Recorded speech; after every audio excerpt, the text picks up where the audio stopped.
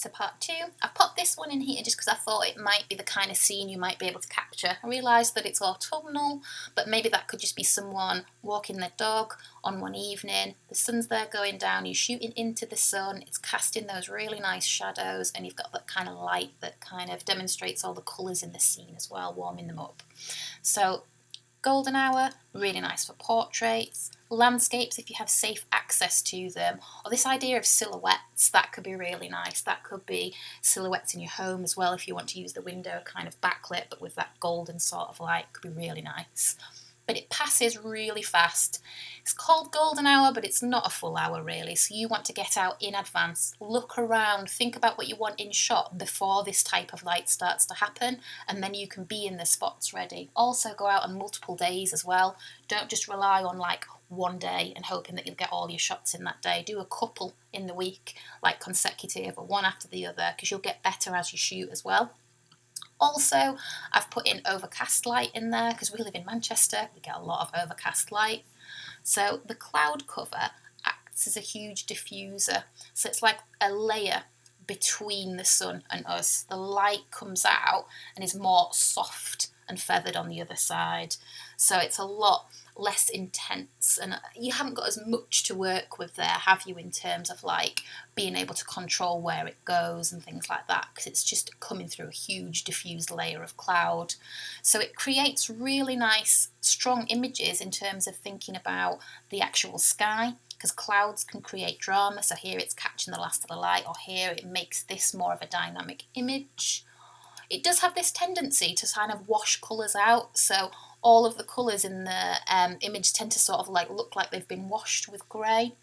But that does, however, mean that you could focus on something else, so like something with really simple composition, or something where the colours are meant to be really subtle. And a bit like we've said before, stormy clouds, and stormy clouds would actually make a really nice black and white conversion as well, because it gives a bit more drama. Also, you can actually introduce a splash of colour as well. So here she's got like a really bright top on, and this kind of way of working gives like a nice contrast, a bit like we looked at with the blue hour. So it gives it like a little bit more of a pop there rather than making it look washed out. Here's a couple of examples that I took in Liverpool and a park in Didsbury. So thinking again there about having just a little bit of colour in the scene, just to make it a little bit more dynamic, a little bit less washed out. Or here where I've got that nice idea of layering coming through those tree branches there. So moving on to really strong daylight, because we're hitting into summer pretty much. We're going to get a lot of this, hopefully. So here, this is basically the image of what you don't want. So this kind of light where it casts the shadows straight down, so straight down from your eye sockets, down underneath your nose, your chin onto your chest. It just makes a really crap portrait.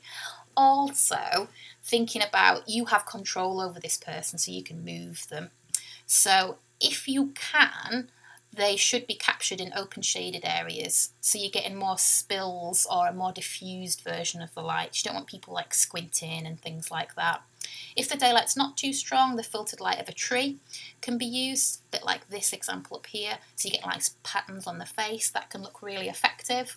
Also, you can use reflectors or something to filter the light or to bounce it onto the model, just to make sure that you're controlling it a bit more. So here they've made her stand where it's more side lit, so it's not actually affecting her face in terms of like making her squint and bleaching it all out. So they've moved her where the light's more dynamic. You can have it so that they've moved her where the light's behind her, so it creates that nice backlit halo kind of effect.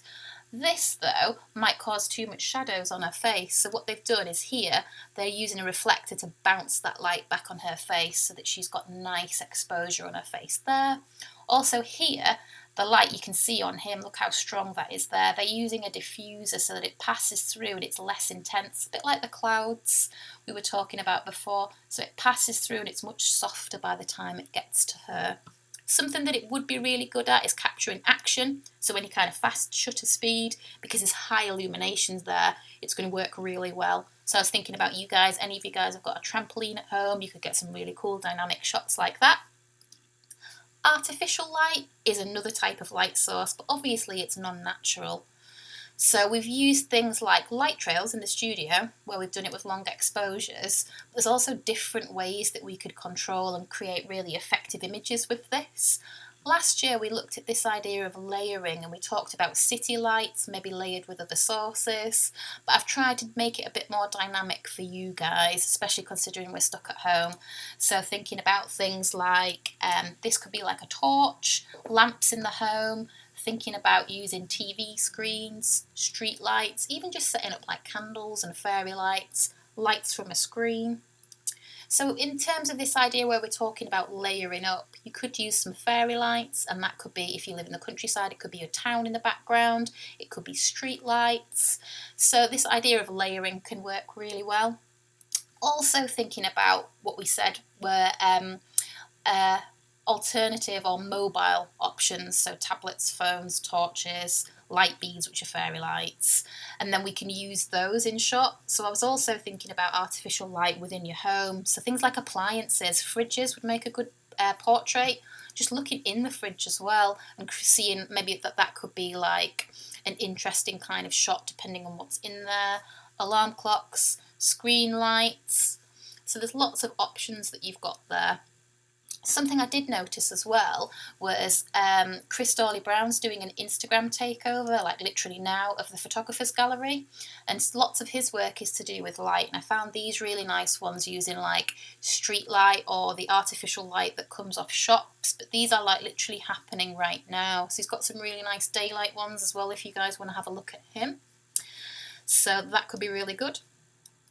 Also moving on, we're also thinking about low light. So low light can convey a strong sense of mood or drama, and to do that we're looking to basically shoot anywhere that light meets dark. So this has a kind of overlap here, so there's that idea of like backlighting, creating shadows, screen as lighting there. Here I'd picked a time outside where the light's coming down really low, so these become silhouetted. Here this is just the window light, but all the other artificial lights turned off. More strong window light with the curtains drawn, so you guys get the idea. This set I think is particularly good for lockdown because these are really nice. So this is Todd Hido's work, and maybe actually turning back, coming out of the house, turning back and photographing the warm light from inside of your house in contrast. So like window portraits would be nice. This where the floor's a bit wet so it's picked up the path. I really like the idea of a fridge portrait. Here where there's some artificial light coming outside from the block of flats, so that's Alexander Gronsky. He has some really nice screen light ones. Also this is one that I took, so this is the top of the art block where we've got the little balcony bit outside, and there's nice kind of like reflected shapes in the sky and where it catches the light on the side and creates that silhouette effect.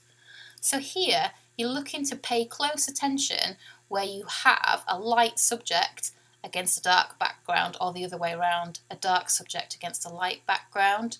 So this contrast between the light and the dark is what's going to give you that interesting image. So a couple of examples of mine. So windows where there's that nice light and reflection coming through. So that's John Ryland's library that we've been past on the trip. This is a window inside the Tate Modern, but more of an abstract kind of image there.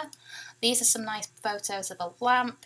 Here's one of like an outside-inside kind of feel. So again, quite overcast outside, but that nice contrast where you get those nice dynamic shadows of light meets dark.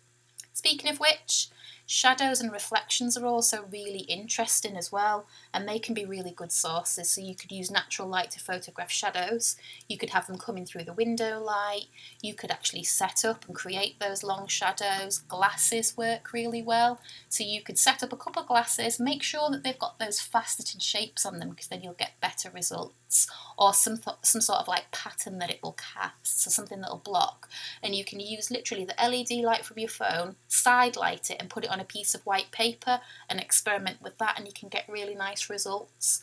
Also the colours split when it's able to be bent in a certain way, and that's something I really like.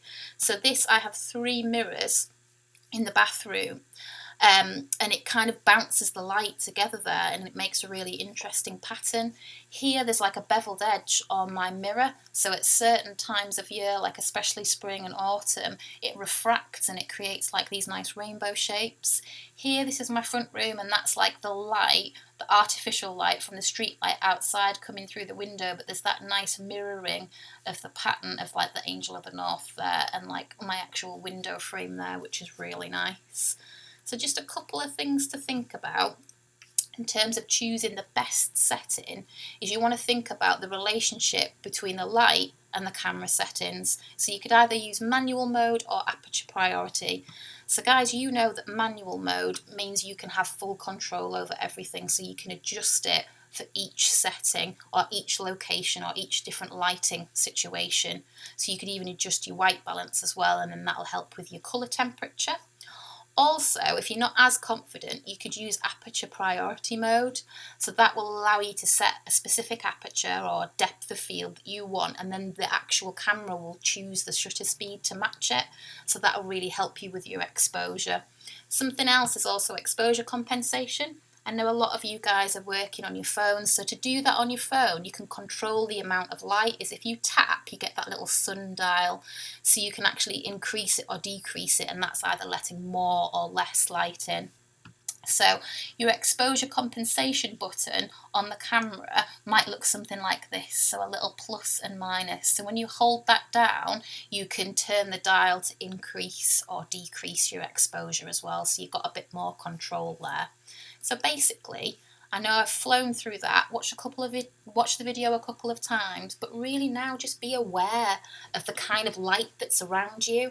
So think about what it's like in different parts of your house, through different windows, different surfaces, what it's like in your garden, noticing things when you walk the dog. So what is it like at different times of day, and start to really think about when it's your favourite, because they're the things that I'm going to ask you to inform your project. So the best thing that you could do is re-watch this video, and then each time I talk through something, add it to a mind map, and that'll be your first task done.